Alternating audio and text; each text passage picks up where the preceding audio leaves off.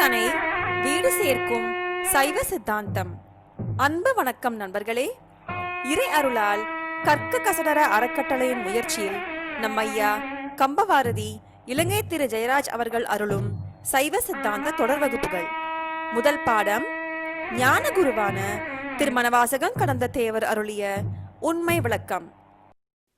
வகுப்பு 8. எல்லாம் வல்ல இறைவனுடைய திருவடிகளை என்னுடைய மனமொழிமைகளால் போற்றி பணிகின்றேன்.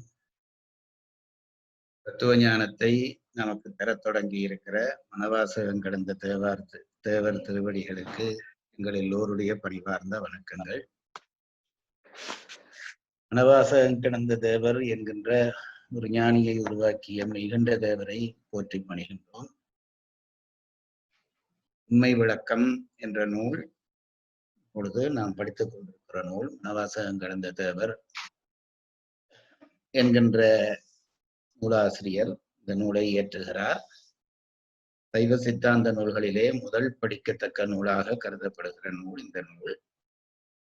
நாங்கள் படித்துக் கொண்டிருக்கிற இந்த நூலுக்கு ஆனந்தராஜன் ஐயா அவர்கள் உரை எழுதியிருக்கிறார். 54 பாடல்கள் வெண்பாக்களாக கொண்ட நூல் இந்த நூல். அதிலே ஒரு பாடல் காப்பு பாடல், மற்றைய 53 நூலாக திரிகின்றன. காப்பு பாடல் படித்து விட்டோம். இந்த காப்பு முடிந்தவுடனே தன்னுடைய குருநாதரை போற்றி தன்னுடைய ஐயங்களை தெளிவிக்க வேண்டும் என்று கேட்டுக்கொள்கிறார். அதற்கு பிறகு தன்னுடைய கேள்விகளை அடுக்குகிறார். 6 தத்துவம் எது என்று வருகிற அந்த பாடலிலே கேள்விகளை அடுக்குகிறார். அதற்கு பிறகு குருநாதர் அந்த கேள்விகளுக்கு பதில் சொல்ல தொடங்குகிறார் என்ற அளவிலே எங்களுடைய படிப்பு நிற்கிறதாக நான் நினைக்கிறேன். நாளையிலே இருந்து நாங்கள் வகுப்பு எடுக்கிற பொழுது உங்களிலே ஒவ்வொருவர் அதுவரை நாங்கள் படித்த அந்த விஷயத்தை ஒரு சின்ன குறிப்பு, இப்ப நான் சொல்வது போல ஒரு குறிப்பு சொல்லவர். அது எனக்கு சுலபமாகவும் இருக்கும், உங்களுக்கு அது ஞாபகமாக இருக்கிறதுக்கு ஒரு வாய்ப்பாகவும் இருக்கும். நாளைய தினம் சொல்ல போகிறவர் தாமோதரன். அந்த அளவிலே இதுவரை படித்ததை ஒரு சின்ன தொகுப்பு செய்து சொல்லி நாங்கள் அப்ப மீட்கிறதுக்கு வசதியாக இருக்கும். நான் தெரிக்கிறத பார்த்தா இப்பவே ஆயத்தம் போல இருக்குது.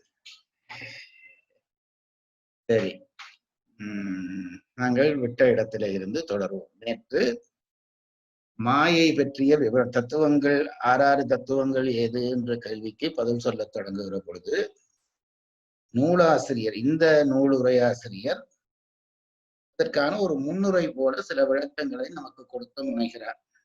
ஏனென்றால் இந்த 6 தத்துவம் என்று சொல்லப்படுகிற 36 தத்துவமும் மாயையிலே விளைபவை.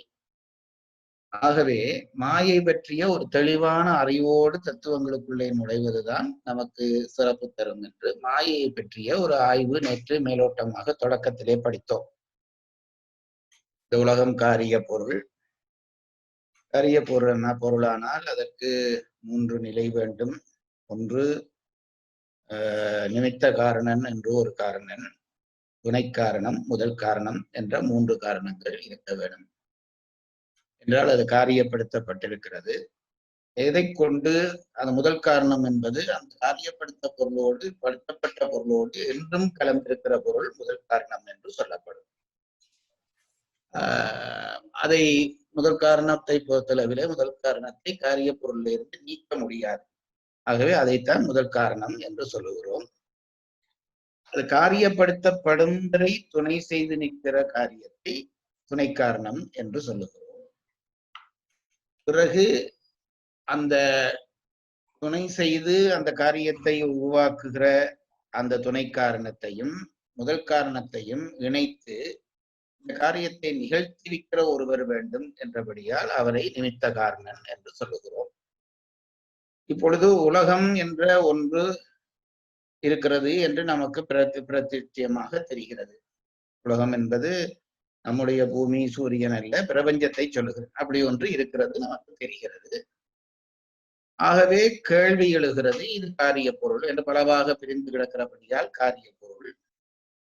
காரிய பொருளானால் அதற்கான முதல் காரணம் என்ன என்று கண்டுபிடிக்க வேண்டும். இன்றைய விஞ்ஞான, நான் இதே சொன்னேன், இன்றைய விஞ்ஞான தேடல்களுக்கு அன்றைக்கே அவர்கள் போயிருக்கிறார்கள். இந்த எதை வைத்து இந்த பிரபஞ்சம் உருவாகி இருக்கும்? பெரும்பான்மையான விஞ்ஞானம் பிரபஞ்சத்திலே இருக்கிற விஷயங்களை ஆராய்வதோடு போய்விடுகிறது. இவர்கள் பிரபஞ்சத்தினுடைய மூலத்தை ஆராய்கிறார்கள். எதை வைத்து இந்த பிரபஞ்சம் தோன்றியிருக்கும் என்று ஆராய்கிறார்கள். அப்படி ஆராய்கிற பொழுது ஞான பார்வையினாலே அல்லது யோக காட்சியினாலே அவர்களுக்கு சில விடயங்கள் தெரிய வருகின்றன. யோக காட்சி என்றால் இறைவனோடு ஒன்றுகிற நிலை உற்றவர்களுக்கு இறைவனுக்குரிய வியாபக அறிவு அவர்களுக்கும் வந்துவிடும் என்று நான் நேற்று முந்தினால் சொல்லியிருக்கிறேன். ஆகவே உடம்பிலே நிகழ்கிற எந்த ஒன்றையும் நம்முடைய உயிர் அறிவது போல, உடலளவிலே வியாபகம் கொண்டிருக்கிற காரணத்தினாலே உடலிலே நிகழ்கிற எந்த ஒரு இடத்திலே நிகழ்வதையும் நம்முடைய உயிர் அறிவது போல, பிரபஞ்சம் முழுவதும் வியாபித்திருக்கிற இறைவனுக்கு பிரபஞ்சத்தில் இருக்கிற எல்லா விஷயமும் தெரிய வரும். அவனோடு இரண்டர கலக்கிற அந்த நிலை அடைந்து விட்டால் ஒரு ஆன்மா அதுவும் அவற்றை அறியும். அப்படி அறிந்தவர்களாகிய ஒரு சிலரை இறைவன் பேச வைப்பான். பெரும்பாலும் அத்தகைய நிலை எய்தியவர்கள், முத்தி நிலை எய்தியவர்கள் பேச்சு முடிந்துவிடும். என்றால் பேச்சினுடைய முடிவிலேதான் ஞானம் தொடங்குகிறது. அது நம் பெரியவர்கள் சொல்வார்கள், மௌனம் என்பது ஞான வரம்பு. மௌனம் என்கின்ற வரம்புக்கு உள்ளேதான் ஞானம் இருக்கிறது. ஆகவே ஞானம் பற்றி பேசுகிறவர்கள்தான் ஞானம் இல்லாதவர்கள் என்று அர்த்தம். மௌனத்துக்கு பிறகுதான் ஞானம். அப்போ பெரும்பாலும் பேச்சு அற்று போய்விடும் ஞானம் எய்துகிறவர்களுக்கு. அது அனுபூதியிலேயும் நாங்கள் படித்தோம், சொல்லற்று போய்விடும். ஆகவே இது எப்படி தெரிய வந்தது உலகத்துக்கு என்று தெரிந்தால், ஒரு சில ஆன்மாக்களை பின்வருகிற ஆன்மாக்கள் சரியான பாதையிலே வளர்க்க வேண்டும் என்பதற்காக இறைவன் அந்த ஒரு சில ஆன்மாக்களை பேச வைப்பான். அப்படி சொல்வது கூட தவறு. அந்த ஆன்மாக்களுக்கூடாக அவன் பேசுவான். பசுஞானம் பேசாது, பாசஞானமும் பேசாது. உள்ளே நிற்கிற இறைவனுடைய பதிஞானம் பேசும். அந்த உடம்பு கூடாக பதிஞானம் பேசும். அப்படி பேசுகிற பொழுதுதான் இந்த உண்மைகள் அவர்களுக்கு தெரிய வந்தன என்று நாம் தெரிந்து கொள்கிறோம். எப்படி மாயை தான் முதல் காரணம் என்று கண்டுபிடித்தார்கள் என்றால், பிரபஞ்சம் முழுதும் வியாபித்த அந்த அறிவாலே அவர்கள் கண்டுபிடித்து அவர்களுக்கூடாக இறைவன் சொல்லுகிறான், மாயை என்று ஒரு பொருள் உண்டு. எப்பவும் காரண பொருள் சூக்கமமாக இருக்கும், காரியம்தான் வெளிப்பட்டு நிற்கும். இந்த உலகம் என்பது காரியம். அதற்கு படிப்படியாக காரணமாக பஞ்சபூதங்கள் அதற்கு காரணம், பிறகு அதற்கு காரணம், அப்படி தேடிக்கொண்டு போக ஒரு எல்லையிலே உண்மை பொருள் தெளிவாகும்.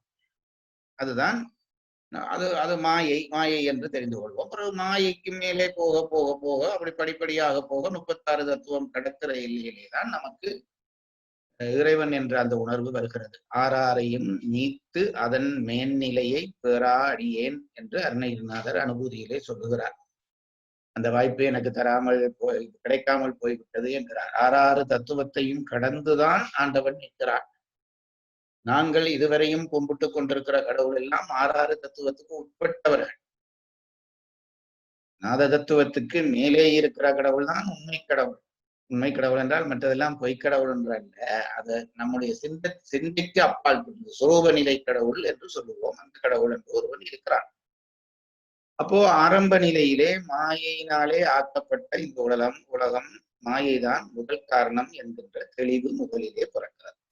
மாயைதான் முதல் காரணம். அந்த இடத்திலே இருந்து இனிமேல் நாங்கள் வாசிக்க தொடங்குவோம். வன்மை தரும் ஆகம நூல் வைத்த பொருள் வழுவா உண்மை விளக்கம் முறை செய்ய திண்மதம் சேர் அந்தி நிற தந்தி முகத் தொந்தி வயிற் ஐங்கரனை பந்தமர புந்தியுள் வைப்பாம். பொய்காட்டி பொய்யகற்றி போதானந்த பொருளாம் மெய்காட்டும் மெய்கண்டாய் விண்ணப்பம். பொய்காட்டா மெய்யா திருவெண்ணை வித்தகா சுத்தவினா ஐயா நீதான் கேட்டருள். கேட்டருள் என்பது ஒன்று கேட்டருள், நான் சொல்லுற கேள்வியை கேட்பாயாக என்று ஒரு அர்த்தம். அடுத்தது நான் கேட்கிற கேள்வியை கேட்டு அதற்கு விடையை அருள்வாயாக என்பது இன்னொரு அர்த்தம். கேட்டு அருள் என்று பிரிக்கலாம், கேட்டருள் என்றும் சொல்லலாம்.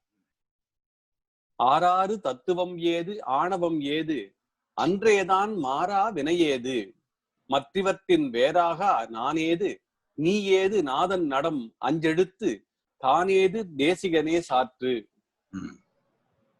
உள்ளபடி இத்தை உரைக்க கேள் உந்தனக்கு வள்ளல் அருளால் அன்று வாய்மலர்ந்த தெள்ளிய சீர் ஆகமங்கள் சொன்ன அளவிலே ஆனந்த யோகம் நிகழ் புதல்வா உற்று. யோக நிலையின் எல்லையிலே நிற்கிற மாணவன், ஆகவே இனி ஞானம் உரைக்கப் போகிறேன் என்று ஆசிரியன் உரைக்கத் தொடங்குகிறார்.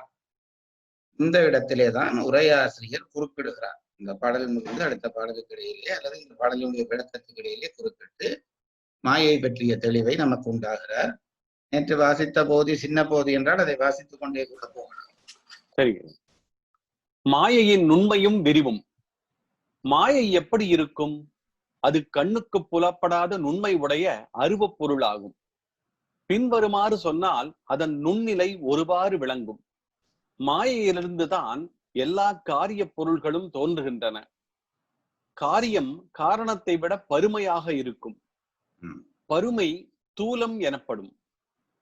எனவே மாயையிலிருந்து படிமுறையில் தோன்றும் காரிய பொருள்கள் ஒன்றை விட ஒன்று தூலமாக இருக்கும்.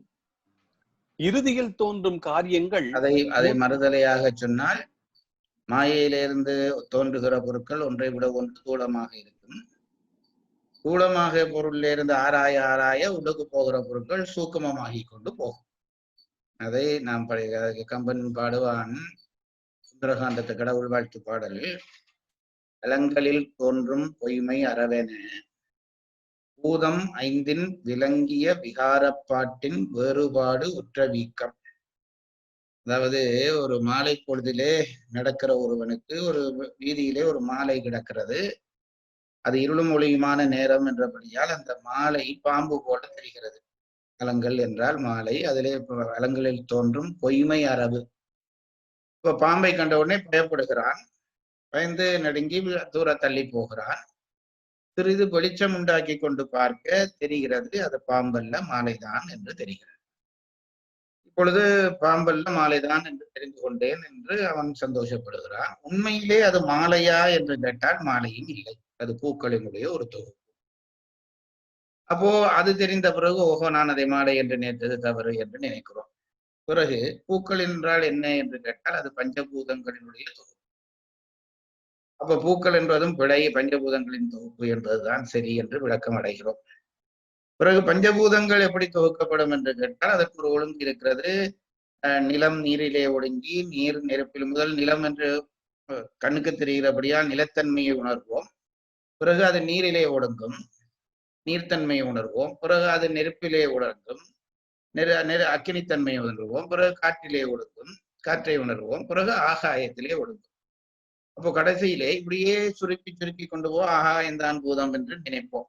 பிறகு ஆகாய பூதம் ஒடுங்குகிற ஒரு இடம் இருக்கிறது, அதை பராகாயம் என்று சித்தாந்தம் பேசும். அந்த பராகாயத்தை உணர்கிற பொழுதுதான் நமக்கு எல்லாமே உணர்கிறது. அந்த நுட்ப, அதாவது பருமன்ல இருந்து நுட்பமாக போக போக போக அந்த நுட்ப எல்லையிலே தான் கடவுளை உணர்கிறோம். அதைத்தான் கம்பன் பாடுவான். அலங்களில் தோன்றும் பொய்மை அறவென பூதம் ஐந்தின் விளங்கிய விகாரப்பாட்டின் வேறுபாடு உற்ற வீக்கம். பூதம் ஐந்தினுடைய விகாரம்தான் அந்த உலகமாக விரிந்து கிடக்கிறது. விகாரப்பாடு உற்ற வீக்கம் கலங்குவது எவரை கண்டால், இதெல்லாம் பஞ்சபூதம் இல்லை என்று எவனை கண்ட உடனே அந்த ஞானம் வருகிறதோ அவர் கண்டீர் கைவில் ஏந்தி இலங்கையில் பொருதார். ராமனை பரம்பொருளினுடைய அடையாளமாக காட்டுகிறார் கம்பன். ராமனாக காட்டாமல் பரம்பொருள், அதான் அவர் கண்டீர் இலங்கையில் பொருதார் சொல்லிவிட்டு என்ன சொல்கிறார்? மறைகளுக்கு இறுதியானார். வேதங்கள் எங்கே தோன்றுகிறதோ அந்த தோற்றத்துக்குரிய கடவுள் என்று சொல்கிற பொழுது இந்த தன்மையை உணர்கிறோம். பருமனிலே இருந்து நுண்மமாக போகும் ஏறுகிற பொழுது, இறங்குகிற பொழுது நுட்பத்திலே இருந்து பருமனாகி கொண்டு வரும். அதைத்தான் இங்கே சொல்றோம். இறுதியில் தோன்றும் காரியங்கள் முந்திய எல்லாவற்றையும் விட தூலமாக இருக்கும்.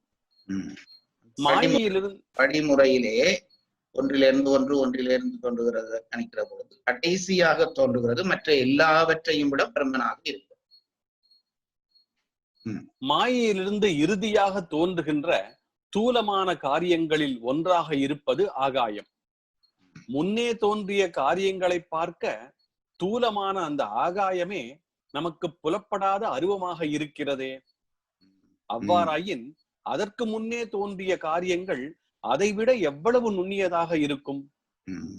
அக்காரியங்கள் ஒன்றும் ஒன்றும் 2 என்பதை கூட்டுகிற அந்த முதலாம் வகுப்பு மாணவனுக்கு அதுவே பெரிய கணக்கு. அது விளங்கின பிறகு அதுக்கு மேலே பிஎச்டியிலே செய்கிற கணக்கு என்பது எவ்வளவு பெரிய கணக்காக இருக்கும் என்று வியப்பு ஏற்படுவது போல உள்ளதுக்குள்ளே கடைசியாக, அதாவது மாயையினுடைய வெளிப்பாடுகளுக்குள்ளே வரக்கூடிய கடைசியாகிய ஆகாயமே எங்களுக்கு பிரமிப்பு தருகிறது. அந்த கணக்கை எங்களால போட முடியவில்லை. அப்படியானால் அதற்கு மேலே இருக்கிற மாயா காரியங்கள் எவ்வளவு நுட்பமாக இருக்கும் என்று விளங்க வேணும் என்கிறார். அதற்கு முன்னே தோன்றிய காரியங்கள் அதைவிட எவ்வளவு நுண்ணியவாக இருக்கும். அக்காரியங்கள் அனைத்திற்கும் மூலமாக இருக்கும் மாயை என்பது எத்துணை நுண்ணியதாக இருக்கும் என்பதை சொல்லவும் கூடுமோ? இத்துணை நுண்ணியதாகிய மாயை எங்கும் விரிந்து நிறைந்திருக்கும். அதன் விரிவை பின்வருமாறு சொன்னால் ஓரளவு விளங்கும். காலையில் வீட்டு வாசல் வழியாகவோ பலகணி வழியாகவோ நுழையும் சூரிய ஒளிக்கற்றையில் மிதக்கும் சிறு சிறு துகள்கள் தாம் எத்தனை, அத்தனை அண்டகோடிகள் விரிந்து கிடக்கின்றன. அவ்வண்டக்கோடிகள் எல்லாம் விரிந்து தோன்றுவதற்கு இடமாக இருப்பது மாயை என்றால் அம்மாயையின் விரிவை நம்மால் உணரவும் கூடுமோ? அதாவது அந்த பிரமிப்பை சொல்லுகிறார் இந்த திருவாசகன். இது ஒரு திருவாசகத்திலே இருந்து அவர் எடுத்து சொல்லுகிற செய்தி திருவண்ட பகுதி என்று திருவாசகத்தினுடைய ஒரு பகுதி இருக்கிறது. திருவண்ட பகுதி ரொம்ப நுட்பமான பாடல். திருவாசக அமைப்பு உங்களுக்கு தெரியும். முதலிலே 4 அகவட்பாக்கள் இருக்கும். சிவபுராணம், திருவண்டற் பகுதி, போற்றி திருவகவல், கீர்த்தி திருவகவல் என்று 4 அகவல் பாடல்கள். அகவல் பாடல் என்றால் இந்த 4 வரி 3 வரி என்று இல்லாமல் வரிகள் தொடர்ந்து கொண்டு போகும். அந்த 4ம் படித்தாலே திருவாசகம் படித்ததற்கு சரி. இந்த 4 அகவல். பிறகு திருச்சதகம் என்று 100, பிறகு நீத்தல் விண்ணப்பம் என்று 51, பிறகு 20 பாடல்கள் கொண்ட சில அதிகாரங்கள், சிலது 10 பாடல் கொண்ட அதிகாரங்கள். நான் அந்த திருவாசகம் 500 சொச்ச பாடல் ரொம்ப ஆக குறைந்து படிக்கக்கூடிய புஸ்தகம். அதிலே திருவண்ட பகுதியிலே தான் இந்த செய்தி வருகிறது. அதாவது அண்டத்தினுடைய விரிவை சொல்லி மாணிக்கவாசர் படுகிறார். அது எப்படி இருக்கிறது என்று நான் முன்பு உங்களுக்கு வகுப்பிலே சொல்லி இருக்கிறேன். ஒரு ஓலை குடிசை வழியாக ஒரு ஒளிக்கீற்று உள்ளே பாய்கிறது. ஒரு ஓலை வீடு, அதிலே ஓலை கீற்று விலகி இருக்கிறது, ஒரு ஒளிக்கீற்று பாய்கிறது. அந்த அம்மா வீட்டை விளக்குமாறு போட்டு கூட்டுகிறார். அப்பொழுது தூசி கிளம்புகிறது. அந்த ஒளிக்கீற்றிலே அந்த தூசிகளை பார்த்தால் பலவாக விரியும், புள்ளி புள்ளியாக தெரிகிற அந்த அனுபவம் பல பேருக்கும் இருக்கும். அதை பார்த்திருக்கிறோம். அப்படி அதை சொல்லுகிறார். அப்படித்தான் இருக்கிறது இந்த பிரபஞ்சத்தினுடைய விரிவு என்கிறார், அண்டத்தினுடைய விரிவு. இதை சொல்லிவிட்டு சொல்லுகிறார் என்ன, அண்டப்பிறப்பின் உண்டை புறக்கம் அளப்பெருந்தன்மை வளப்பெரும் காட்சி ஒன்றனுக்கொன்று நின்று எழில் பகரின் 101 கோடியின் மேற்பட விரிந்தன. என்ன சொல்லுகிறார் என்றால், இப்படி இறைவனுடைய இந்த உலக படைப்பு இப்படி விரிந்து கிடக்கிறது. ஒன்றனுக்கொன்று நின்று எழில் பகரின் 101 கோடியின் மேற்பட, அவ்வளவு அண்டங்கள் விரிந்து கிடக்கிறதா. 101 கோடி என்றது எண்ணிக்கணக்கல்ல, அந்த எண்ணிக்கைக்கு அடங்காததை சொல்வதற்காக சொல்லுகிற கணக்கு. சொல்லிவிட்டு சொல்லுகிறார், அப்படிப்பட்ட அந்த விரிந்த அண்டம் இறைவனுக்கு பக்கத்திலே வைத்து பார்க்கப்பட்டால் இந்த பிரமிப்பை ஏற்படுத்தி 101 கோடியின் மேற்பட வேண்டும் என்று சொல்லிவிட்டு அது இறைவனுக்கு பக்கத்திலே வைத்து பார்க்கப்பட்டால் எப்படி இருக்கும் என்றால், இல் நுழை கதிரின் துண்ணனுப்புறைய சிறியவாக பெரியோன். இவ்வளவு பெரிய அண்டம் இறைவனுக்கு பக்கத்திலே பார்க்கப்பட்டால் அந்த ஒளிக்கீற்றிலே தெரிகிற ஒரு தூசுக்கு சமமானம் என்கிறார். இந்த அண்டத்தினுடைய விரிவை சொல்லிவிட்டு அதை வைத்து ஆண்டவனுடைய விரிவை நமக்கு உணர்த்துகிறார். அதைத்தான் இவர் சொல்லுகிறார், இவ்வளவு அண்டங்களுக்கும் மூலம் மாயை என்கிறார். இத்துணை நுண்ணியதாகிய மாயை எங்கும் விரிந்து நிறைந்திருக்கும். அதன் விரிவை பின்வருமாறு சொன்னால் ஓரளவு விளங்கும். காலையில் வீட்டு வாசல் வழியாகவோ பலகணி வழியாகவோ நுழையும் சூரிய ஒளிக்கற்றையில் மிதக்கும் சிறு சிறு துகள்கள் தாம் எத்தனை, அத்தனை அண்டகோடிகள் விரிந்து கிடக்கின்றன. அவ்வண்ட கோடிகள் எல்லாம் விரிந்து தோன்றுவதற்கு இடமாக இருப்பது மாயை என்றால் அம்மாயையின் விரிவை நம்மால் உணரவும் கூடுமோ? நாங்கள் அணுவினுடைய நுட்பம் தெரிந்துவிட்டு ஏதோ பெரிய சாதனை படைத்ததாக முதல் நினைத்தோம். பிறகு அணுவுக்குள்ளே அங்கங்கள் பகுதிகள் உண்டு, எலக்ட்ரான் புரோட்டான் என்று பகுதிகள் உண்டு என்று கண்டு வியக்கிறோம். இப்ப என்ன உள்ள போயிருக்கிறதாக சொல்கிறார்கள். இதெல்லாம் நுட்பம் இல்லை. மாயையினுடைய நுட்பம் தெரிகிற பொழுது இதெல்லாம் பருமன். நான் சொல்றது உங்களுக்கு புரிகிறது. அணுவோ அல்லது அதுக்குள்ளே வர இலத்திரனோ மாயையினுடைய நுட்பத்தை உணர்ந்து பார்த்தால் இதெல்லாம் பருமன் என்கிறார். சுத்த மாயையும் அசுத்த மாயையும்.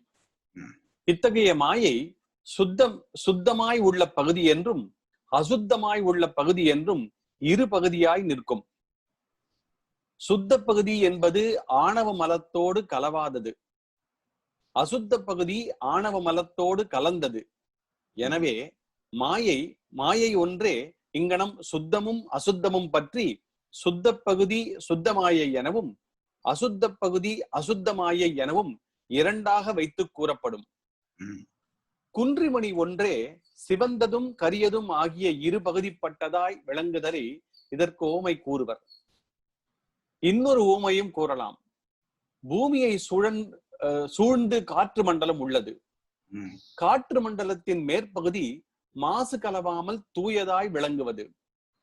கீழே உள்ள பகுதி தூசு புகை முதலிய மாசுகள் கலந்து விளங்குவது. இக்காற்று மண்டலம் போன்றது மாயை எனலாம். காற்று மண்டலத்தின் தூய பகுதி மேலாய் விரிந்து விளங்க, மாசுபடிந்த பகுதி அதற்குள்ளே நிற்கிறது. அதுபோல சுத்தமாயை மேலாய் விரிந்து நிற்க, அசுத்தமாயை அதனுள்ளே அடங்கி நிற்கும். சுத்தமாயை நீங்க படிங்க. சுத்தமாயை வியாபகமும் அசுத்தமாயை அதில் வியாபியமும் ஆகும். வியாபகம் என்பதற்கு விரிவு என்பது பொருள், வியாபியம் என்பதற்கு உள்ளடங்கி நிற்றல் என்பது பொருள். அது நாங்கள் இந்த வகுப்பினுடைய முதலிலேயே அதை புரிந்து கொண்டோம். மாயையை முதல் மாயையை விளங்கினோம். மாயை என்பது அதிநுட்பமான பொருள், இந்த பிரபஞ்சத்தினுடைய தோற்றத்தினுடைய முதல் காரணமாக இருக்கிறது என்ற அளவிலே மாயை பற்றிய அறிவு வந்துவிட்டது. என்ன சொல்கிறார்கள்? தத்துவ விரிவிலே மாயை இருகூறுகளாக பிரிக்கப்படுகிறது. தத்துவங்கள் 36 என்பது மாயையினுடைய படிமுறை இறக்கம். அதிலேதான் இந்த பிரபஞ்சம் தோன்றுகிறது. தத்துவத்திலே கடைசி தத்துவம் நிலமாகிய தத்துவம். அப்போ முதல் தத்துவம் நாதமாகிய தத்துவம். அப்ப இவ்வளவு 36 தத்துவ படிமுறையும் இதை பிரித்திருக்கிறார்கள்.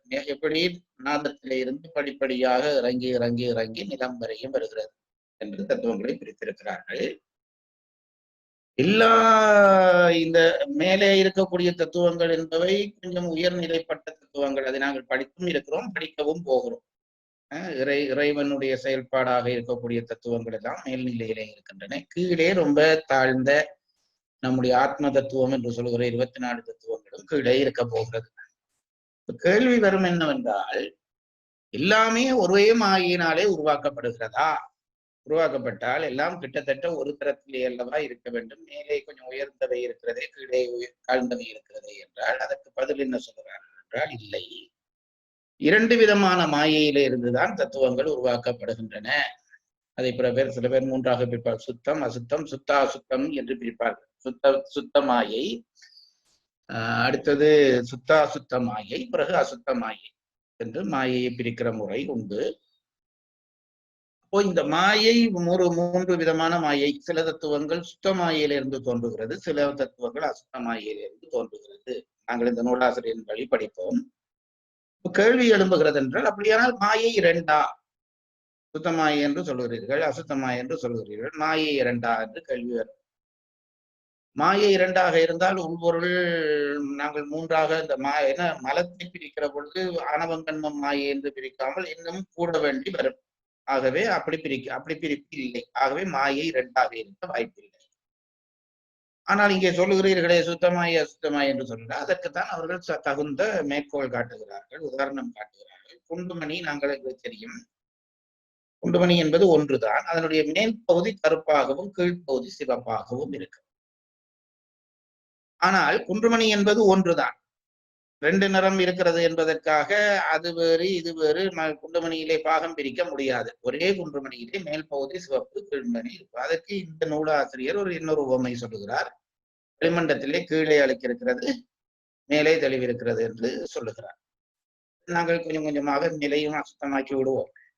இப்போ இந்த மேல்நிலைக்கு போகிற பொழுது ஒரே வளிமண்டலம் கீழே அசுத்தமாகவும் மேலே சுத்தமாகவும் இருப்பது போல ஒரே மாயை கீழே அசுத்தமாயாகவும் மேலே சுத்தமாயாகவும் பேசப்படுகிறது. அப்படி பேசப்படுவதற்காக அது ரெண்டல்ல ஒன்றே என்பதை நாங்கள் மாயை பற்றிய அறிவிலே ஒன்றாக எடுத்துக்கொள்ள வேண்டும். அப்படிங்க மாயை பற்றி படிப்படியாக அறிந்து கொண்டு போகிறோம். அதுதான் உலகத்திற்கு முதல் காரணம். அது ரொம்ப நுண்மையானது. நிலம் முதலிய ஆகாயம் முதலிய தத்துவமே புரியவில்லை என்றால் மாயை என்பது எவ்வளவு நுட்பமாக இருக்கும் என்று புரிந்து கொள்ள வேண்டும் என்பது இரண்டாவது. இனி மாயையிலே இருந்து தத்துவ பிரிவை பிறக்கிற பொழுது மேலே சுத்த மாயையும் கீழே அசுத்த மாயையும் என்று ஒரே மாயை 2 கூறுகளாக பிரிக்கப்படுகிறது. அது 2 கூறாக பிரிக்கப்பட்டாலும் 2 அல்ல 1. இவ்வளவும் மாயை பற்றி இப்பொழுது எங்களுக்கு கிடைத்திருக்கிற செய்திகள். அதுபோல சுத்தமாயை மேலாய் விரிந்து நிற்க அசுத்தமாயை அதனுள்ளே அடங்கி நிற்கும். சுத்தமாயை வியாபகமும் அசுத்தமாயை அதில் வியாபியமும் ஆகும். வியாபகம் என்பதற்கு விரிவு என்பது பொருள். வியாபியம் என்பதற்கு உள்ளடங்கி நிற்றல் என்பது பொருள். மாமாயை, குடிலை, விந்து என்பன சுத்தமாயையை குறிக்கும் வேறு பெயர்கள். மோகினி என்பது நமக்கு ஒரு புது செய்தி. அதாவது சுத்தமாயைக்கு இந்த பெயர்கள் எல்லாம் உண்டு. எழுதுகிற பொழுது இந்த பெயர்களில் ஏதாவது ஒன்றை போட்டு எழுதுவார்கள். நாம் தெரிஞ்ச ஒத்த கருத்துள்ள சொற்கள். மாமாயை, மாமா எய் என்று பிரிக்கப்படாது. மாமாயை, அடுத்தது குடிலை, விந்து என்பன சுத்தமாயை குறிக்கும் வேறு பெயர்கள். மோகினி என்பது அசுத்தமாயையின் மறுபெயர். ஆணவத்தோடு கலவாமையால் சுத்தமாயை மயக்கத்தை செய்யாது. அசுத்தமாயை ஆணவத்தின் சார்பினால் மயக்கத்தை செய்யும். அது பற்றியே அது மோகினி எனப்பட்டது. மோகினி மயக்குவது. மேலும் மாயை என்றாலே அகுது அசுத்த மாயைத்தான் குறிக்கும், பிரகிருதி மாயை. இனி இவ்விரண்டு மாயைகளோடு பிரகிருதி மாயை என்பதையும் சேர்த்து மும்மாயைகள் என வழங்குவர். பிரகிருதி மாயை என்பது தனித்த ஒரு மாயை அன்று. அஃது அசுத்த மாயை நின்றும் தோன்றிய காரியமே ஆகும். அசுத்த மாயை மயக்கத்தை செய்யும் என பார்த்தோம். அம்மயக்கம் சிறிதே ஆகும். ஆயின் அசுத்த மாயையின் காரியமாகிய பிரகிருதி மாயையோ பெருமயக்கத்தை தருவதாகும். அதாவது சுத்தமாயை, அசுத்தமாயை, சுத்தாசுத்தமாயை என்று பிரிப்பார்கள். இவர் இந்த நூலிலே இவர் சொல்லுகிற பொழுது என்ன சொல்கிறார்? சுத்தமாயை, அசுத்தமாயை, அசுத்த மாயையினுடைய காரியமாக இருக்கிறது பிரகிருதி மாயை. இப்ப நடுவிலே இவர்கள் இந்த பிரகிருதி மாயை என்று சொன்னதிலே இருந்துதான் ஆத்ம தத்துவங்கள் தோன்று போகின்றன. அதே சுத்த மாயிலிருந்து சிவ தத்துவம் தோன்றும். அடுத்ததாகிய அசுத்த மாயிலே இருந்து வித்யா தத்துவங்கள் என்ற தத்துவங்கள் தோன்றும். அதற்கு அடுத்ததாக இருக்கிறதாகிய இந்த பிரகிருதி மாயிலே இருந்து ஆத்ம தத்துவங்கள் தோன்றும். இப்போ வகுப்பிலே, திருக்குறள் வகுப்பிலே ஒரு அளவு தத்துவம் பார்த்த அனுபவம் உள்ளவர்கள் என்ற அடிப்படையிலே தான் இப்பொழுது இதை சொன்னேன். அல்லது இது முந்தி சொல்லுகிற செயலாக பிழையாக வரும். அனுபவம் இல்லாத ஒருவருக்கு இப்படி சொல்லக்கூடாது. அடிப்படை 3ஆக பிரிக்கப்படுகிறது. இனி சொல்ல போகிறார். இந்த 3ம் 3 இடத்திலே தோன்றுகிறது. இதுல ஒரு புது செய்தி, எனக்கே அது புது செய்தியாக இருக்கிறது. என்னவென்றால் சுத்தமாயையிலே ஆணவ கலப்பு இல்லை என்கிறார். அசுத்த மாயை, அந்த 2 மாயைக்கும் வித்தியாசம் என்னவென்றால் ஆணவ கலப்பு இல்லாத மாயை சுத்த மாயை. அசுத்த மாயிலே ஆணவ கலப்பு இருக்கிறது. அரிசி விற்கிறவர்கள் நல்ல சுத்தமான அரிசி என்றால் அது ஒரு கொஞ்சம் கல்லு மண் சேர்த்த அரிசி என்றால் அடுத்தது செய்வார்கள். அது போலத்தான் இதை நாங்கள் எடுத்துக்கொள்ள வேண்டி இருக்கிறது. ஆணவ தொடர்புள்ள மாயை என்று பிரிக்கிறார். ஆயின் அசுத்த மாயையின் காரியமாகிய பிரகிருதி மாயையோ பெருமயக்கத்தை தருவதாகும். அசுத்த மாயை சுத்த மாயையின் உள்ளடங்கி நிற்பது என பார்த்தோம். அவ்வாறே பிரகிருதி மாயை அசுத்த மாயையின் உள்ளாக அடங்கி நிற்பதாகும். எனவே சுத்தம், அசுத்தம், பிரகிருதி ஆகிய மும்மாயைகளையும் முறையே மேலாய் நிற்பது, அதன் உள்ளே நிற்பது, அதற்கும் உள்ளே நிற்பது என உணர்ந்து கொள்ள வேண்டும். ம். நம்முடைய உலகம் தோன்றுவது பிரகிருதி மாயையிலிருந்துதான். ம். எனவே பிரகிருதி மாயை நம்மோடு எவ்வாறு தொடர்பு கொள்கிறது என்பதை முதலில் நோக்குவோம். ம். என்ன செய்ய போகிறார் என்றால் நான் சொல்லுகிறேன், அதை தெரிந்து கொண்டு நீங்கள் உள்ளே நுழைவது நல்லது. 3 வகையான மாயை பிரிவு உண்டு. மாயை, அசுத்த மாயை, பிரகிருதி மாயை. தன் மாயை பற்றி பாடம் சொல்லுகிறவர்கள் 2 விதமாக சொல்லுவார்கள். ஒன்று, மேலிருந்து கீழாக சொல்லிக் கொண்டு வருவது. சுத்தமாயை சொல்லி அசுத்த மாயை சொல்லி, சுத்தமாயா காரியங்கள் சொல்லி அசுத்தமாயா காரியங்கள் சொல்லி பிரகிருதி மாயா காரியங்கள் சொல்வது தான் உண்மையான முறை. ஏனென்றால் தோற்ற முறைமை அது. சொல்வது உங்களுக்கு தோற்ற முறைமை. சுத்தமாயா காரியங்களிலே தத்துவங்கள் பிறக்கும், பிறகு அசுத்தமாயா காரியங்களிலே பிறக்கும், பிறகு பிரகிருதி காரியம். இதுதான் தோற்ற முறை. ஆனால் இப்ப இவர் என்ன சொல்ல போகிறார் என்றால், ஒடுக்க முறையிலே தத்துவம் விளங்கப்படுத்த போகிறார். மேலே இருந்து விரிந்து கொண்டு வருவதுதான் நான் சொன்ன தோற்ற முறை. இவர் என்ன சொல்ல போகிறார் என்றால், கீழே இருந்து ஒடுங்கி கொண்டு போகிற முறையிலே தத்துவம் சொல்ல போகிறார் என்று நினைக்கிறேன். அது ஏன் அப்படி சொல்லுகிற முறைமை உண்டு, பல பேரும் அப்படி சொல்லியிருக்கு. ஏன் அப்படி சொல்லுகிறார் என்றால், நமக்கு நெருக்கமான விஷயத்திலே இருந்து படிப்படியாக மேலே போகும். எடுத்தா போல சுத்தமாயா தத்துவங்களை பற்றி பேசவிட்டால் நமக்கு அதுல ஒன்றும் புரிய போறது இல்லை, அனுபவமாக புரிய போவது. இது ஓரளவாவது அனுபவமாக புரியும். இதுவும் ஒன்றும் வெட்டி புடுங்க போவதில்லை என்று சொல்தான். ஆனால் ஓரளவாவது என்றால் மண், நிலம், நீர்த்தி அந்த பஞ்சபூத தொடர்போடு இருக்கிறோம் என்றபடியால் கீழே இருந்து தத்துவங்கள் தொடங்குகிற போது ஓரளவு நமக்கு அது அனுபவமாகும் என்பதற்காக ஒடுக்க முறையிலே தத்துவம் சொல்கிறார் என்று நீங்கள் புரிந்து கொள்ள வேண்டும். என்றால் நீங்கள் இதெல்லாம் ஒரு படிமுறை படிப்பு. ஒரு கொஞ்சம் நீங்கள் இப்ப இது படிச்சுட்டா நீங்கள் பெரிய சித்தாந்திகள். இப்ப நாளைக்கு யாராவது ஒருத்தர் உங்களை கேட்பா, இது எப்படி என்று கேட்டால் அது நீங்கள் உடனே இது ஒடுக்க முறையிலே சொல்ல இருக்கிறது என்று சொல்லி ஒரு வித்தைக்கு பண்ணி காட்டலாம். வித்தை பண்ணி காட்டி ஆணவத்துக்குள்ளே அகப்படலாம். அதை செய்தார்கள் என்பதற்காக சொல்கிறேன். நீங்கள் படிங்க. நம்முடைய உலகம் தோன்றுவது பிரகிருதி மாயையிலிருந்துதான். எனவே பிரகிருதி மாயை நம்மோடு எவ்வாறு தொடர்பு கொள்கிறது என்பதை முதலில் நோக்குவோம். பிரகிருதி மாயை முக்குண வடிவாய் இருக்கும். சாத்விகம், ராஜசம், தாமசம் என்பன அம்முக்குணங்கள். மனத்தினை தன்னுள்ளே திருப்பி ஒரு கொடுக்கிறேன். நான் அடிக்கடி கொடுக்கிறது ஸ்ரீராமுக்கு இடங்களா இருக்கும், மன்னிச்சு கொள்ளுங்கள். என்ன சொல்லுகிறேன் என்றால், இப்ப பிரகிருதி மாயா தத்துவங்கள் விளங்கப்படுத்த போகிறார். அதுல என்ன செய்யல போகிறார் என்றால், அதிலே கீழிருந்து மேலே போகாமல் மேலிருந்து கீழே வருகிறார். நான் சொல்றது உங்களுக்கு புரியறது இல்ல? சுத்தமாயா தத்துவம், அசுத்தமாயா தத்துவம், பிரகிருதி மாயா தத்துவம். உண்மையிலே சுத்தமாயா தத்துவம் சொல்லி அசுத்தமாயா தத்துவம் சொல்லி பிரகிருதி மாயா தத்துவத்துக்கு வர வேண்டும். எங்களுக்கு பிரகிருதி மாயா தத்துவத்தோடு தான் எங்களுடைய தனு, கரண, புவன, போகம் எல்லாம் பிரகிருதி மாயா தத்துவத்தினாலே விளைந்தவை. தனு என்பது உடம்பு, கரணம் என்பது கருவி, புவனம் என்பது வாழ்விடம், போகம் என்பது அதிலே ஏற்படுகிற அனுபவம். இவ்வளவுதான் எங்களுக்கு தெரிந்த உலகம். அது உங்களுக்கு புரியும். இதுக்கு மேலே எங்களுக்கு உலகத்தான் எங்களுக்கு அனுபவமான உலகம்.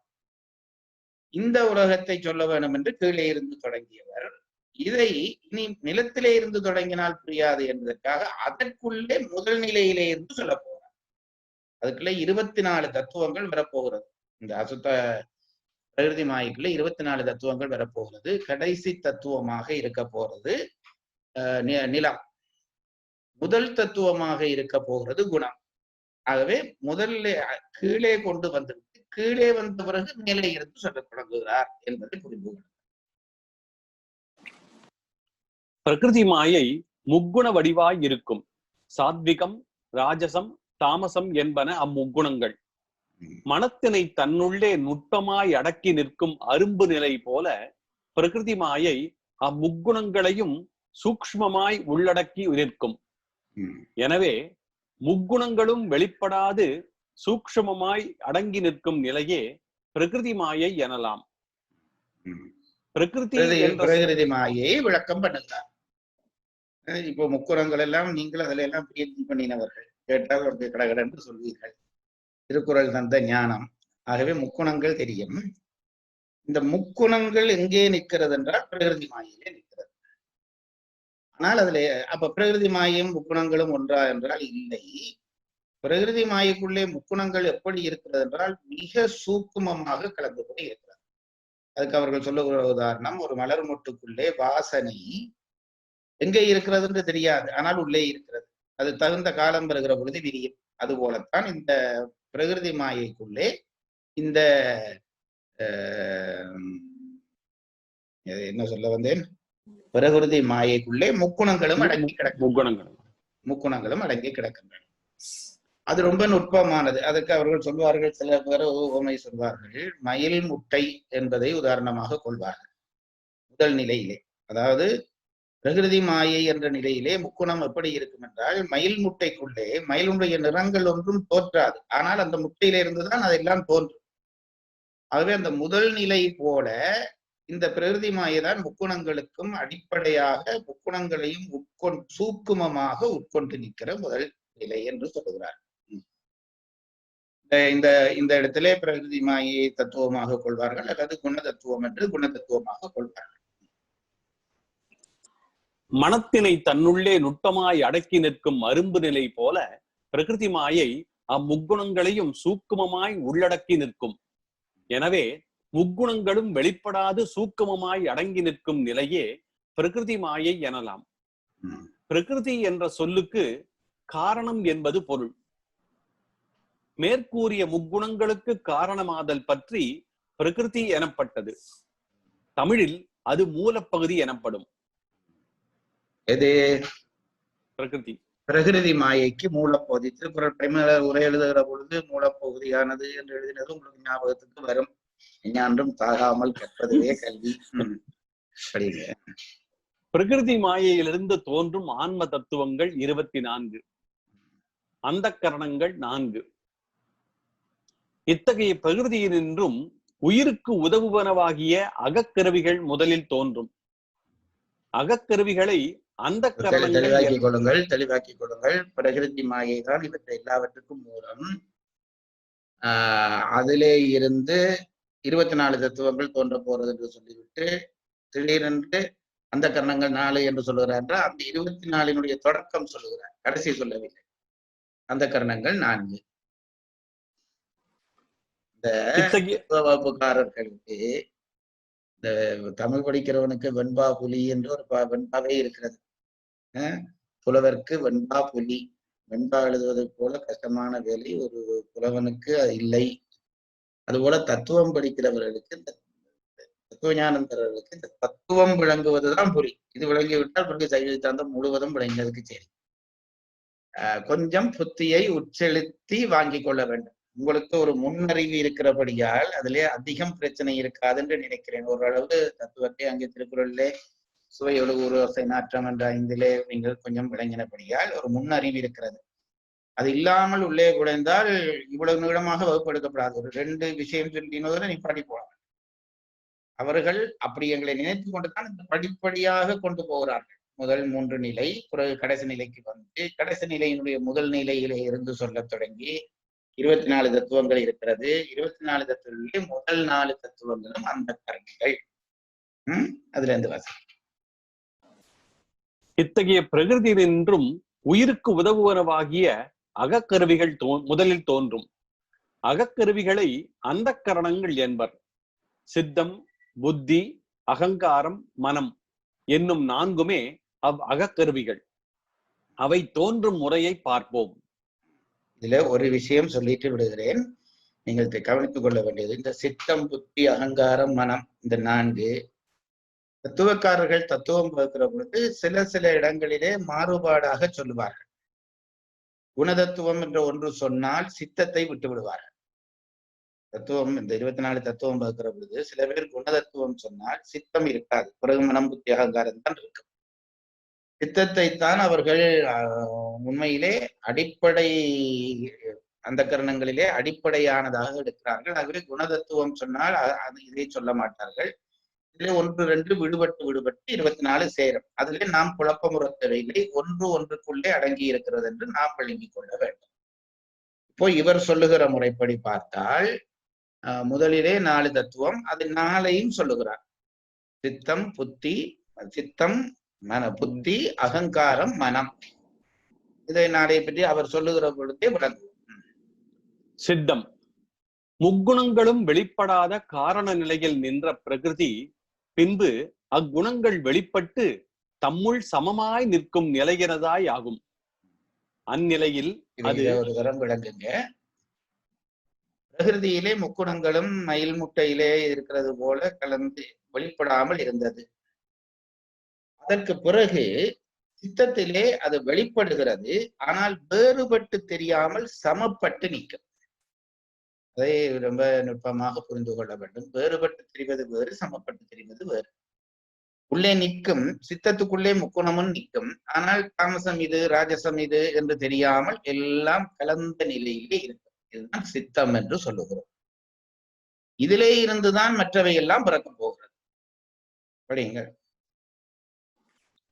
முக்குணங்களும் வெளிப்படாத காரண நிலையில் நின்ற பிரகிருதி பின்பு அக்குணங்கள் வெளிப்பட்டு தம்முள் சமமாய் நிற்கும் நிலையினதாய் ஆகும். அந்நிலையில் அது குணதத்துவம் எனப்படும். வெளிப்பட்டதனை வியக்தம் என்றும் வெளிப்படாது நிற்பதனை அவ்வியக்தம் என்றும் கூறுவர். இது ரெண்டு புது சொற்பிரயோகங்கள். அதாவது நான் சொன்னேன், கலை சொற்கள் வரப்போகிறது, அறிவியல் படித்தது ஒன்று. வியக்தம், அவ்வியக்தம். வியக்தம் என்றால் வெளிப்பட்டு நிற்பது, அவ்வியக்தம் என்றால் அப்படித்தானே சொல்லுகிறார்கள். வியக்தம் வெளிப்பட்டு நிற்பது. அப்ப இனி எங்கேயாவது படிக்கிற பொழுது இது அவ்வியக்தமாக நிற்கிறது என்றால் ஒரு தரமும் வெளிப்பட்டு நிற்கிறது என்று படிக்க முடியாது. அப்ப இந்த சொற்கள் தான் நாம் பயிற்சிக்கு உண்டாக்கி கொள்ள வேண்டிய கலை சொற்கள், தத்துவ கலை சொற்கள். வெளிப்பட்டதனை வியக்தம் என்றும் வெளிப்படாது நிற்பதனை அவ்வியக்தம் என்றும் கூறுவர். பிரகிருதிக்கு அவ்வியக்தம் என்று மறுபெயரும் உண்டு. அவ்வியக்தமாய் நின்ற பிரகிருதியே முக்குணங்களும் சமமாய் வெளிப்பட்டு வியக்தமாய் நிற்கையில் குணதத்துவம் எனப்படுகிறது. இக்குணத்தத்துவமே சித்தம் என்னும் அந்த கரணமாகும். குணதத்துவம், சித்தம் இதெல்லாம் ஒன்றாக்குகிறார்கள் என்று புரிகிறதா உங்களுக்கு? நான் சொன்னேனே, அதாவது சில பேர் சித்தம் என்று இந்த தத்துவத்தை எழுதுவார்கள், சில பேர் குணதத்துவம் என்று எழுதுவார்கள். இது ரெண்டு தத்துவம் ஆகாது. ரெண்டும் ஒரே தத்துவம் தான், வேறு வேறு பெயரோடு இருக்கும். அவ்வியக்தமாய் நின்ற பிரகிருதியே முக்குணங்களும் சமமாய் வெளிப்பட்டு வியக்தமாய் நிற்கையில் குணதத்துவம் எனப்படுகிறது. இக்குணத்தத்துவமே சித்தம் என்னும் அந்த கரணமாகும். சித்தம் ஆன்மா யாதொன்றையும் சிந்திப்பதற்கு கருவியாய் அமையும். சித்தத்தினுடைய வேலை ஏதாவது ஒரு சிந்தனையை ஆன்மா செய்வதற்கு இதுதான் முதல் கருவி. அதிலே இருந்துதான் மற்ற கருவிகள் எல்லாம் பிறக்கிறது. புத்தி முக்குணங்களும் சமமாய் நின்ற இக்குணத்தத்துவத்தில் புத்தி என்னும் அந்த கரணம் தோன்றும். புத்தியில் சாத்விக குணம் மிகுதியாகவும் ஏனைய இரு குணங்களும் குறைவாகவும் இருக்கும். இங்கே ஒன்றை சொல்ல வேண்டும். ஒன்றிலிருந்து மற்றொன்று தோன்றுகிறது என்றால் ஒன்று மற்றொன்றாய் பரிணாமம் அடைகிறது என்பது கருத்தாகும். பரிணாமமாவது மாற்றம் இது பற்றி ஒரு ஐயம் எழக்கூடும். அதாவது பரிணாமமாவது மாற்றம் இது பற்றி பரிணாமமாவது மாற்றம் இது பற்றி ஒரு ஐயம் எழக்கூடும். அதாவது குணதத்துவத்திலிருந்து புத்தி தோன்றும் என பார்த்தோம். இப்பொழுது கூறியபடி குணதத்துவம் புத்தியாய் பரிணமிக்கும் என்றால் அவ்வாறு புத்தியாய் பரிணமித்த பின்பு அக்குணத்தத்துவம் தன்னிலையில் நின்று தனக்குரிய செயலை எப்படி செய்யும் என்பதே அவ்வையம். இதற்கு முதலில் ஒன்றை புரிந்து கொள்ளுங்கள். நீங்கள் தான் சொல்ல வேண்டும். மாற்றத்தை ரெண்டு வகையாக பிரிப்பார்கள் என்று நான் முன்பு சொல்லியிருக்கிறேன். ஒன்று பரிணாமம், மற்றது விருத்தி. ரெண்டு விதமான மாற்றங்கள் இருக்கின்றன. ஒரு பொருள் இன்னொன்றாக மாறுகிற பொழுது அது எந்த வகை மாற்றம் என்பதை தத்துவக்காரர்கள் பிரித்து வைத்திருக்கிறார்கள். ஒன்று பரிணாமம் அடைவது, மற்றது விருத்தி அடைவது. பரிணாமம் என்ற சொல் கொஞ்சம் விஞ்ஞானம் படித்த எங்களுக்கு பழக்கமானது. அவர் செய்தவர் பரிணாம தத்துவம், உயிர் வளர்ச்சி பற்றி பரிணாம தத்துவம் என்று ஒரு விஞ்ஞானி பண்ணி இருக்கிறார் அல்லவா? ஆமா, எவல்யூஷன் தியரி. அது ஆராய்ச்சி செய்த விஞ்ஞானி டார்வினுடைய பரிணாம தத்துவம். பரிணாமத்துக்கும் விருத்திக்கும் என்ன வித்தியாசம் என்றால், பரிணாமம் என்றால் ஒன்று இன்னொன்றாக மாறும், திருப்பி முதல் நிலை அடையாது. இதுதான் பரிணாமம். விருத்தி என்றால் ஒன்று இன்னொன்றாக மாறி பிறகு பழையபடி முதல் நிலை அடையும். பரிணாமத்துக்கு ஒன்று சொல்வார்கள் என்னென்றால், இப்போ நெய் புழுவாகிறது. பழைய காலத்துல நெய்யை ரொம்ப காலம் வைத்தால் புழு வரும் என்றால் அதுல அல்லது தயிரிலே ஏதோ ஒன்று புழு உருவாகும். திருப்பி புழுவில இருந்து நெய் உண்டாக்க முடியாது. இதைத்தான் பரிணாம மாற்றம் என்பது. விருத்தி என்பது புடவை செட்டையாக மாறுவது. புடவையை செட்டையாக நாம் தைத்து போட்டு விட்டோம், இப்ப ஒன்றாக மாறிவிட்டது. பிறகு கிழித்து விட்டால் இது பழையபடி புடவை. இதுதான் இந்த பரிணாமத்திற்கும் விருத்திக்கும் உள்ள வித்தியாசம். ஆகவே மாற்றங்கள் பற்றி தத்துவக்காரர்கள் சொல்லுகிற பொழுது இது பரிணாம மாற்றமா விருத்தியா என்பதை பற்றி சொல்லிக் கொண்டு போவார்கள். அப்ப நாம் தெரிந்து கொள்ள வேண்டும், ஒன்று ஒன்னொன்றாக மாறி திருப்பி முதல்நிலை அடையுமானால் அது விருத்தி. ஒன்று ஒன்னொன்றாக மாறி திருப்பி முதல்நிலை அடையாவிட்டால் அது பரிணாமம். அதனாலேதான் நல்ல காலம் மனித மாற்றத்தை பற்றி சொல்லுகிற விஞ்ஞானி பரிணாமம் என்றார். குரங்கிலே இருந்து நாங்கள் மெல்ல மெல்ல வந்தோம் என்று. ஆகவே திருப்பி குரங்காகிற வாய்ப்பு நமக்கு இல்லை. சிலது ஆகிறார்கள், அப்போ அவர்கள் என்ன செய்திருக்கிறார்கள் என்றால் விருத்தி அடைந்திருக்கிறார்கள் என்று எடுக்க வேண்டும். அதனால்தான் அதையும் நாங்கள் பரிணாமம் என்ற பெயராலே சொன்னோம். இங்க பாருங்கள், நான் நினைக்கிறது உண்டு, இப்போ விஞ்ஞானத்திலே இருந்து புது செய்திகள் வருகிற பொழுது அதற்கான சரியான தமிழ் சொல்லி போட்டிருக்கிறார்கள். பரிணாம தத்துவம் ஆங்கிலத்திலே சொல்லப்பட்டிருக்கும். பரிணாமம் என்று சொல்லி போட்டவன் தமிழும் நன்றாக படித்தவனாக இருந்திருக்க வேண்டும். அப்போ ஒவ்வொன்றுக்கும் கடவுள் ஒவ்வொருத்தரை படைத்து வைத்து அது சரியாக அமைக்கிறான். ஆகவே இப்ப நீங்கள் யாரு எங்களுடைய மோகநாதர் வழி மொழிபெயர்ப்பு செய்கிற பொழுது ஒன்று ஒன்றொன்றாக மாறுகிறது, திருப்பி முதல்நிலை மாறுகிறது என்றால் நீங்கள் தமிழிலே அதை போட வேணுமென்றால் விருத்தி என்று போட வேண்டும், இல்ல மாறாதென்றால் பரிணாமம் என்று போட வேண்டும். இந்த நுட்பம் தெரிந்தால்தான் மொழிபெயர்ப்பு செய்யலாம். சும்மா இது ஒரு அவாந்திர பயனாக சொல்லுகிறேன். சரி, இங்கே ஒன்றை சொல்ல வேண்டும். ஒன்றிலிருந்து மற்றொன்று தோன்றுகிறது என்றால் ஒன்று மற்றொன்றாய் பரிணாமம் அடைகிறது என்பது கருத்தாகும். பரிணாமமாவது மாற்றம். இது பற்றி ஒரு ஐயம் எழக்கூடும். அதாவது குணத்தத்துவத்திலிருந்து புத்தி தோன்றும் என பார்த்தோம். இப்பொழுது கூறியபடி குணதத்துவம் புத்தியாய் பரிணமிக்கும் என்றால் அவ்வாறு புத்தியாய் பரிணமித்த பின்பு அக்குணத்தத்துவம் தன் நிலையில் நின்று தனக்குரிய செயலை எப்படி செய்யும் என்பதே அவ்வையம். இதற்குரிய ஐயத்தை புரிந்து கொள்ளுங்கள். அதாவது குணதத்துவத்திலே இருந்துதான் புத்தி தத்துவம் தோன்றுகிறது என்று சொல்லிவிட்டோம். இது ரொம்ப ரொம்ப கவனித்து உள்வாங்க வேண்டிய விஷயம். எனக்கும் இது புதிதாக இருக்கிறபடியால் தான் சொல்லுகிறேன். ஒரு நல்ல கேள்வி எழுப்புகிறார்கள். தத்துவ வரிசையிலே குணதத்துவத்திலே இருந்து புத்தி தத்துவம் தோன்றுகிறது, பரிணாமப்படுகிறது என்று சொல்லிவிட்டோம். அப்படியானால் குணதத்துவம் புத்தியாக மாறிவிட்டதே, அதுக்கு பிறகு குணதத்துவம் வேலை செய்யாதா என்ற கேள்வி நியாயபூர்வமான கேள்வி. குணதத்துவம் தான் புத்தி தத்துவமாக பரிணாமிக்கப்பட்டது என்றால் குணதத்துவம் புத்தியாகிவிட்டதே, ஆகவே புத்தியான பிறகு குணம் வேலை செய்யாதா என்ற கேள்வி பிறக்கும். ஆனால் வேலை செய்வதாக தத்துவங்கள் தோன்றுகின்றன. ஆகவே அதை என்ன சொல்வார்கள் என்ற பரிணாமத்திலே முழு பரிணாமம் பகுதி பரிணாமம் என்று இருக்கிறது. ஒன்று இருக்கிற பொழுதே அதனுடைய ஒரு பகுதி மாறும்.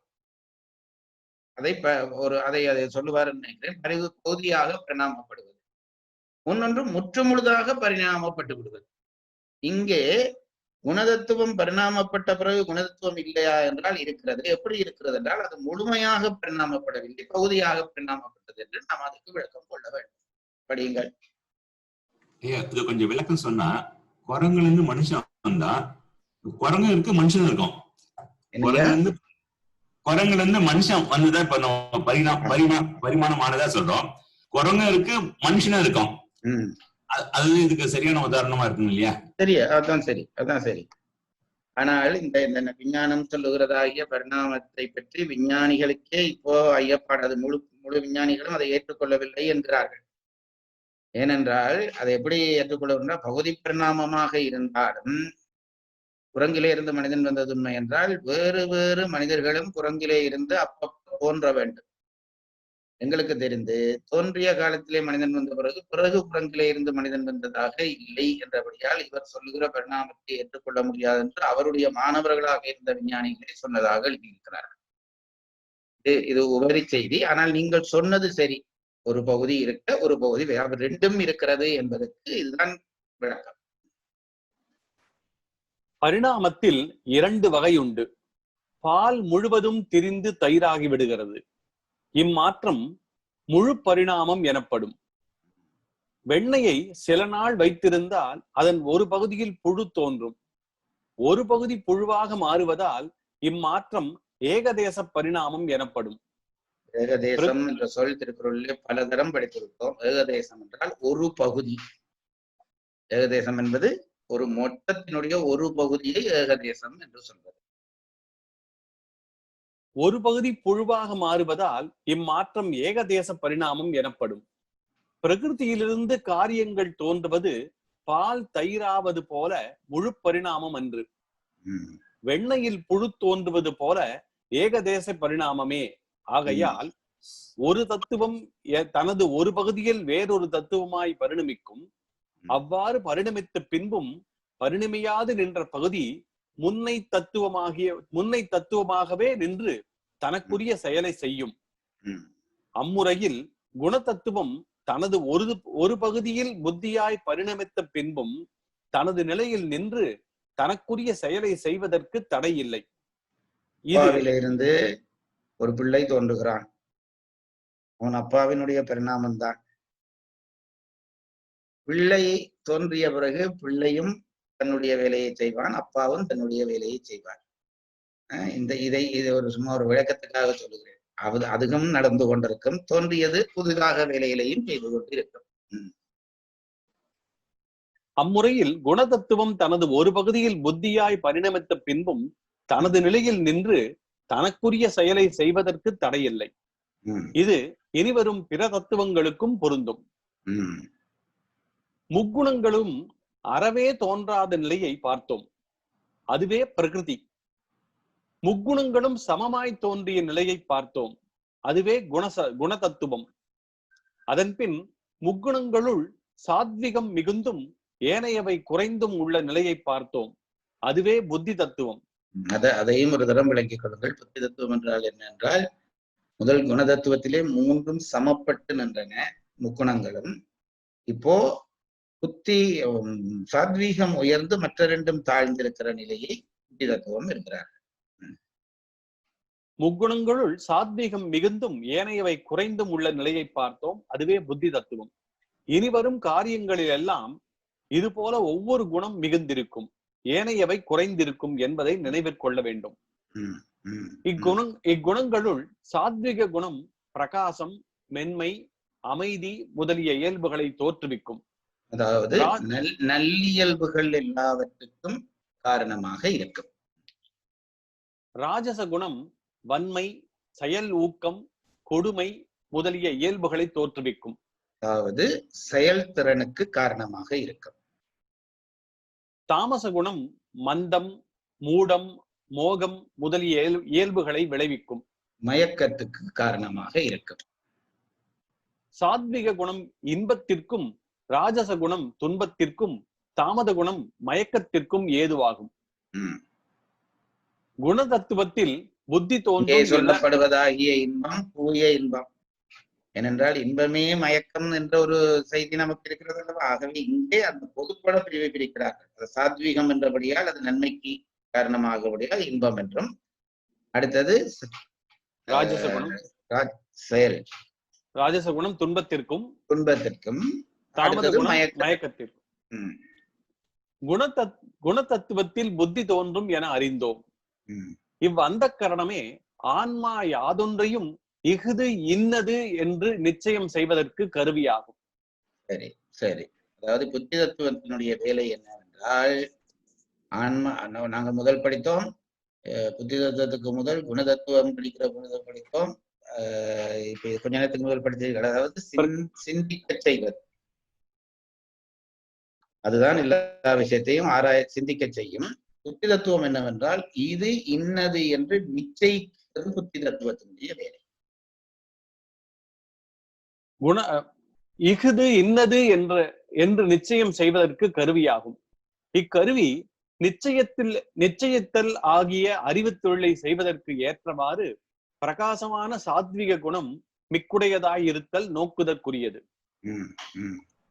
சாத்விகத்திலேதான் நல்லியல்புகள் வரும், உயர்ந்த புத்தி வேலை செய்யும். ஆகவே அங்கே சாத்விகம் உயர்ந்திருப்பது பொருத்தமாக இருக்கிறது என்கிறார். அகங்காரம் புத்தி தத்துவத்தினின்றும் அகங்காரம் என்னும் அந்த கரணம் தோன்றும். இதில் ராஜச குணம் மிகுதியாக ஒன்று விளங்கிக் கொள்ள வேண்டும். அகங்காரம் என்று சாதாரண உரைநடையிலே நாங்கள் சொல்வது அவன் ஒரு ராங்கிக்காரன், அதைத்தான் அவன் அகங்காரமாயிருக்கிறான் என்பது. இங்கே அகங்காரம் என்பது ஒரு தத்துவத்தினுடைய பெயர். அது என்ன செய்யும் என்றால் கிட்டத்தட்ட அதுவும் இந்த அகங்காரத்தினுடைய ஒரு வெளிப்பாடுதான். ஏதாவது ஒன்றை செய்து கொண்டே இருக்கும். அதை நான் பின்னாலே நாங்கள் புத்தி தத்துவம் படித்த அகங்காரம் குணதத்துவமும் படித்த பிறகு புத்தி அகங்காரம் மனதனுடைய வேலை சொல்லுகிற பொழுது அகங்காரத்தினுடைய தேவை தெளிவாக விளக்கும். புத்தி தத்துவத்தினின்றும் அகங்காரம் என்னும் அந்த கரணம் தோன்றும். இதில் ராஜச குணம் மிகுதியாகவும் ஏனைய இரு குணங்களும் குறைவாகவும் நிற்கும். யான் இதனை அறிவேன், யான் இதனை செய்வேன், யான் இதனை நுகர்வேன் என்றார் போல எச்செயலிலும் ஆன்மா முனைத்தெடுவதற்கு இவ் அகங்காரமே கருவியாகும். அவ்வாறு எழுச்சியுறுவதற்கு ஏற்றவாறு இக்கருவி ராஜச குணம் மிக்குடையதாயிருத்தல் காணலாம். பாருங்க, முந்தியும் நாங்கள் தத்துவம் படித்தோம். இப்போ அது கொஞ்சம் கொஞ்சம் அதை தூய்மைப்படுத்தி விளங்கப்படுத்துகிற விதம் விளங்குறதா? இப்படித்தான் இந்த புத்தகங்கள் எல்லாமே இவ்வளவுத்தையும் தான் சொல்ல போகிறது. ஒவ்வொரு நூலும் ஒரு படிக்கு போகிற பொழுது அடுத்ததுல இன்னும் கொஞ்சம் தெளிவாக வேண்டி. இப்ப எங்களுக்கு என்ன ஒரு அபிப்பிராயம் வந்து விட்டது, கிட்டத்தட்ட எங்களுக்கு உபகார தத்துவம் விளங்கி விட்டது இதுதானே நாங்க நினைத்து கொண்டிருக்கிறோம். இப்ப இன்றைக்கு ஒவ்வொன்றுக்கும் சொல்ற புத்தி தத்துவத்திலே இந்த குணம் கூட நிற்கிறது ஒன்று சொல்லி எங்களுக்கு புது செய்தி. இப்படியே போக போக போக போக நாங்கள் விளங்கினதாக நினைத்ததெல்லாம் விளங்கவில்லை என்று அடுத்த நூல் படிக்கிற போது அப்படி போக போக போகத்தான் தத்துவார்த்தமாக நாம் மேலே போய்கொண்டிருப்போம். அதிலே ஒட்டாமல் போய்கொண்டிருக்க வேணும். இன்றைக்கு இந்த அளவிலே வகுப்பை நிறுத்தி விடலாம் என்று மனதுக்கு படுகிறது. ரொம்ப போனாலும் புத்தி கலைப்பு என்ற இதெல்லாம் சூக்குமத்திலே தேடுகிற விஷயம். தெரிந்த விஷயம் என்றால் கூட புத்தி கலைக்கும். சில நேரத்தில் ஆர்வம் வரும். ஆர்வம் இருந்தால் கூட ஒரு இடைவெளி விட்டு அதை படிப்பது இன்றைக்கு இந்த அளவிலே நிறுத்துவோம். நீங்க விட்ட இடத்தை குறித்து கொள்ளுங்கள். அதாவது நாங்கள் பிரகிருதி மாயை அதாவது குணதத்துவம் படித்து விட்டோம், புத்தி தத்துவம் படித்து விட்டோம், அகங்கார தத்துவம் படித்து விட்டோம். 4 அந்த கரணங்கள் 4 என்று நாங்கள் படித்தோம். அதிலே 3 தெளிவாகிவிட்டது. அடுத்தது மனம் படிக்க வேண்டும். அடுத்த வகுப்பிலே அதை படிப்போம். உயிரை அன்பில் வளர்த்து அருளாக்கும் இம்முயற்சியில் இணைந்து பங்கேற்றமைக்கு நன்றி. இறைப்பணியான இம்முயற்சியின் மற்ற பதிவுகளை கேட்க www.karka.in வலைத்தளம் அல்லது யூடியூபில் கற்க கசடர சைவ சித்தாந்த தொடர் வகுப்புகள் என்ற இணைப்பிலும் காணலாம். நன்றி, வணக்கம். சிவார்ப்பணம்.